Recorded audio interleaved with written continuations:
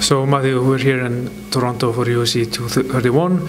A lot of the Icelandic fans maybe don't know you, so can you tell us a little bit, what is your background and what has been your role in Gunnar's camp for this fight? Yeah, I was an Olympic wrestler for Canada for a couple decades, and I was the head wrestling coach at TriStar Gym for a good number of years while I was living and competing in Montreal, and that sort of opened a gateway for me into mixed martial arts. From there, I sort of developed a passion for understanding how wrestling fits into MMA, and began to fine-tune those skills and transition into coaching. I've worked with a number of guys in the UFC and in other top organizations, and Gunnar and I found each other in Ireland when I was over there cornering for a UFC Dublin event.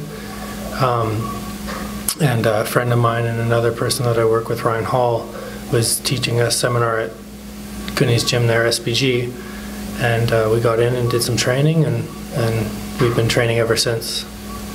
As to what my role is in the camp, we sort of identify positions and weaknesses, and then we fix them in his wrestling game and how that transitions from striking to wrestling, wrestling to jiu-jitsu, where he's already quite strong.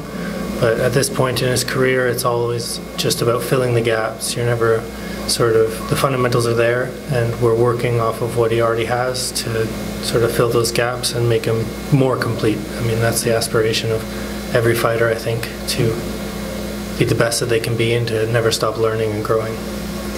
And given your extensive background in wrestling, how would you say Gunnar's wrestling has evolved over the last couple of years? Well, like I said, he's always had, because of his background in jiu-jitsu, he's always had a pretty strong base that we're working off of. But I think over the last 2 years, we've really started to identify sequences and positions where he can be more efficient. I think that's the goal, or the aim, is to use the techniques to be more efficient, to get the positions that you want, and retain control. I mean, wrestling in MMA is not a way to end the fight. You know, you're using the wrestling to get to your jiu-jitsu to create submission opportunities for yourself. So in identifying sort of what fits into his game and then building on that, and I think we're sort of closing the gap and making him a better fighter day by day. And it's been a while since we saw Gunnar fight in July of last year. How would you say his overall game, not just his wrestling, just overall MMA game, has evolved, and how has he improved since he last fought?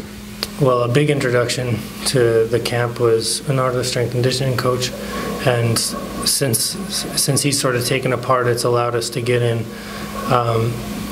more quality and longer trainings. I think it's really helped with the rehab from injuries and just making him feel like himself. I think 99% of fighting is mental once you've got the building blocks and once you've put in the time and the years learning the disciplines and learning the techniques.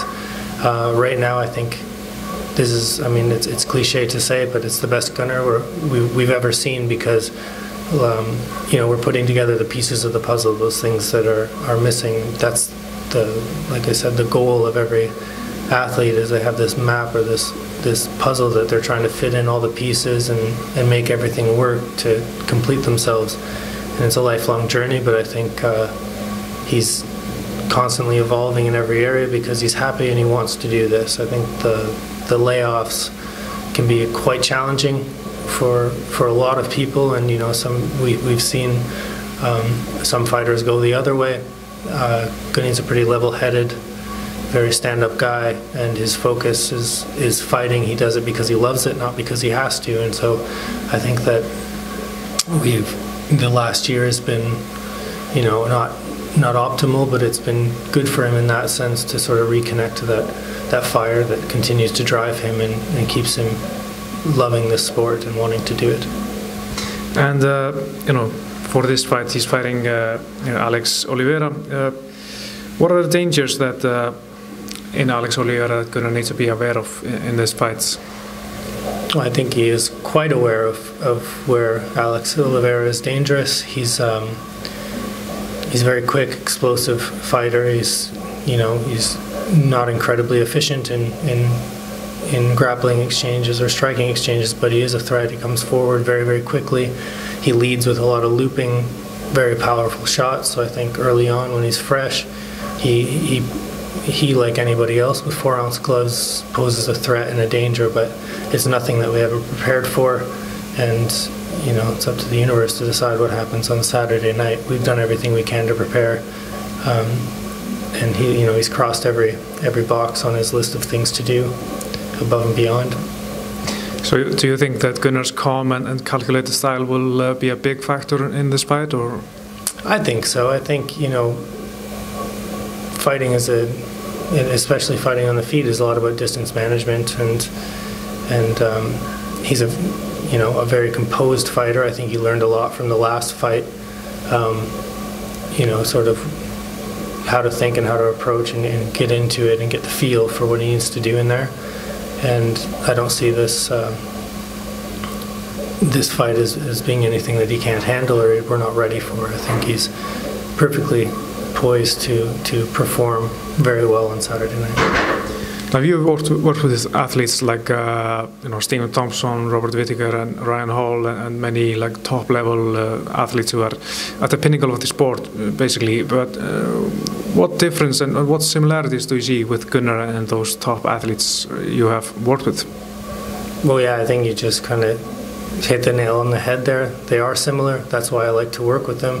Everybody that I've worked with in that context or for any length of time has shown that dedication to growth and personal growth and evolution in their game. They're not hard-headed or hard-nosed. They are open to ideas and concepts, and they put in the work to learn those things, to be able to continue to improve and then perform in the cage.